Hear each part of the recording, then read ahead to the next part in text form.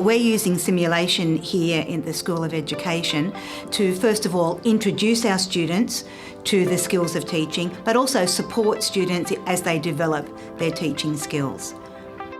And we've got SimSchool, SimTeach and our Immersive iCave.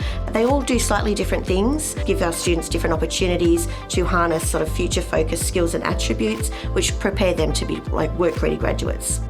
SimSchool is a web-based artificial intelligence engine which gives the students opportunities to practice lots of different classroom management strategies. They get to learn how to sequence, program, they can respond and reflect on their own pedagogical practices as well, and it's preloaded prompts into an artificial intelligence engine. SimTeach, on the other hand, is where the students get an opportunity to do a micro-teach. For a number of years, we've been using SimTeach to help our students develop their skills, where our students do small lessons to a group of avatars. They've actually got live actors behind the avatars in that particular platform. So the avatars respond to the students' commands and instructions and prompts in real time, which makes it a very, very different experience from SimSchool, where they actually choose from a list of pre-selected commands.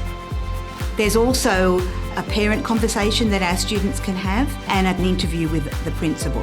And so the idea is that they're practicing scenarios and it's interactive and it feels very real indeed. The iCave is an incredible space. It's an immersive space where students can actually travel to remote locations. They can experience different types of schooling environments. They also can become co-creators of the digital technologies here. So it's not just being passive consumers of the technology, they're actually becoming architects and co-creators, which actually they can then use it to embed in their own pedagogical practice.